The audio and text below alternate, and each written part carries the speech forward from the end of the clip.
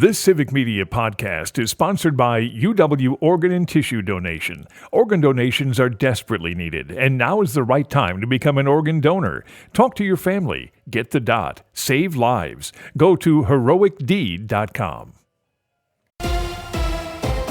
For WRCE 107.7 FM News, I'm Joanne Krulotz. Wisconsin Senator Tammy Baldwin has won a third term, delivering a victory for Democrats in the swing state that President-elect Donald Trump carried. Baldwin defeated Republican challenger Eric Hovde, a bank owner and real estate investor endorsed by Trump. Hovde has not conceded the race, which was within the 1 percentage point margin that would allow for him to seek a recount based on unofficial results. The Associated Press called the race for Baldwin Wednesday afternoon, hours after absentee ballot results from Milwaukee put her over the top. In a statement before the AP called the race, Hovde didn't concede or say whether he would request a recount. Unofficial results show about 73% of Wisconsin's voting age population cast ballots in the 2024 presidential race, with the raw number of voters topping out at the highest in state history. Nearly 3.4 million people in Wisconsin cast ballots in the presidential race, won by President-elect Donald Trump on Wednesday. The number is likely to increase slightly as the few remaining outstanding ballots are tabulated. Just over 3.3 million voted for president in the 2020 election. The turnout percentage in Wisconsin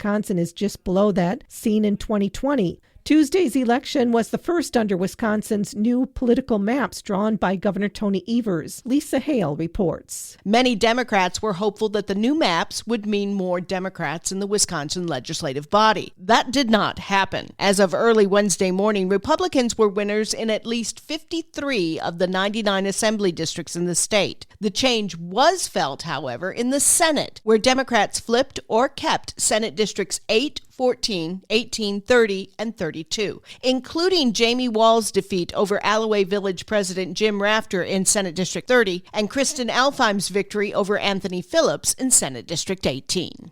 Wisconsin was among several battleground states targeted by bomb threats on Election Day.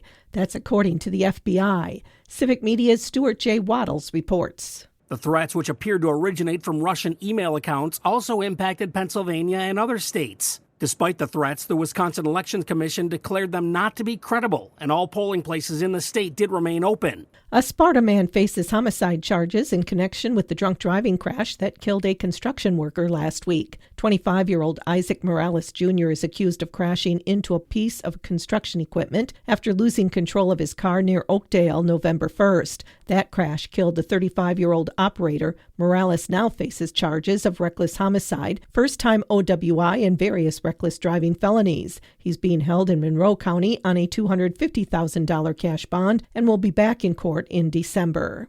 40-year-old Jesse Vang has been ordered to stand trial on new charges related to the disappearance and death of 3-year-old Elijah Vu. Vang had a preliminary hearing in Manitowoc County Court Wednesday on 4 counts, including physical abuse of a child, causing death, and hiding a corpse. Vang's arraignment is set for November 18th. Vu's mother, Katrina Bauer, is also charged in the case with child neglect leading to death. She pleaded not guilty in October.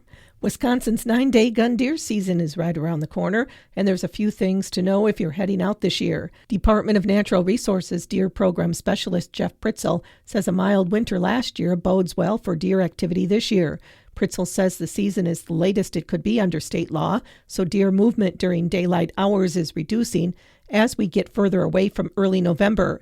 The 9-day gun deer season runs from Saturday, November 23rd to Sunday, December 1st.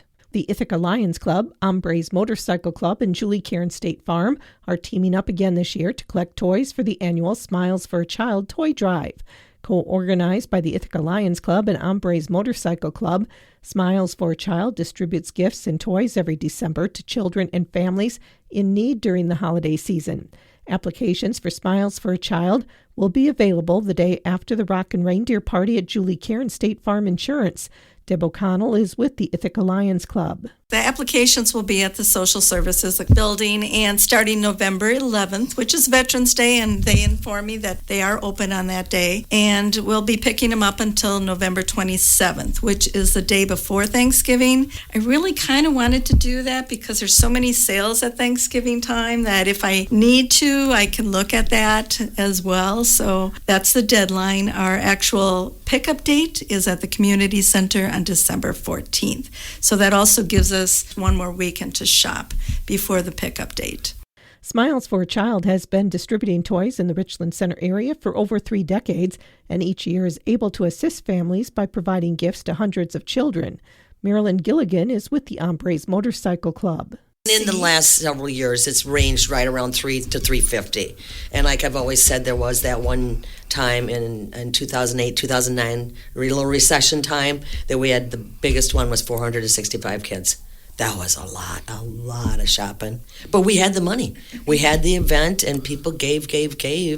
And we shopped and took care of every one of them, every one of those children. The Rockin' Reindeer Party will be held Sunday from noon until 2 in downtown Richland Center. The second annual Wisconsin Water and Soil Health, or WASH Conference, is set to take place December 17th and 18th at the Kalahari Resort and Conference Center in Wisconsin Dells. This year's conference promises to be even more impactful, bringing together experts, farmers, and conservationists to discuss the latest advancements in soil health and practices that promote water quality. It's hosted by the UW-Madison Division of Extension. Keynote speakers announced are Dr. Lisa Schulte-Moore, professor in the Department of Natural Resource Ecology and Management and co-director of Bioeconomy Institute at Iowa State University; Nick Goulet, farmer, crop consultant, and CCA Conservationist of the Year, and Dor Kawani Demonstration Farm Network Co-Project Manager; and Dr. Shalimar Armstrong, environmental soil scientist and associate professor in the Department of Agronomy at Purdue University. Breakout sessions include insect pests, pollinators, and predators, the multifaceted impacts of cover crops, edge of field practices, benefits, innovation, and practicality, building consistency in dairy forage programs using crop diversity, herbicide and weed fate in soil health systems, economic and water quality benefits of diversified cropping systems, and more. Registration is now open. Early bird pricing and room blocks are available through November 16th at go.wisc.edu/WWASH. The Richland School District Foundation and Richland Center High School present Grease School Version this weekend in the Richland Center High School Auditorium. Show times are Friday and Saturday at 7 and Sunday at 2. Tickets will be sold at the door. For WRCE News, I'm Joanne Krulotz.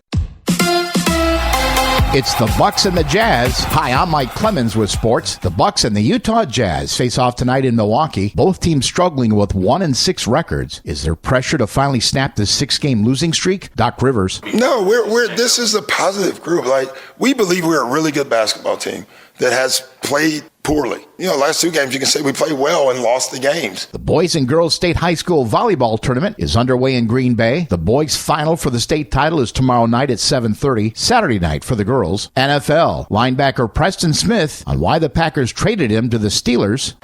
To be honest, a few weeks ago I requested a trade. I didn't feel like I was being useful in the system, and it wasn't catering to my play style. And moving forward, I wasn't surprised when I got the call. It's like, I got what I asked for, and I'm at a great place with some great teammates. And, I'm excited for the new start, and I'm excited for the rest of this journey for this season. That's Steelers linebacker Preston Smith. With sports, I'm Mike Clemens.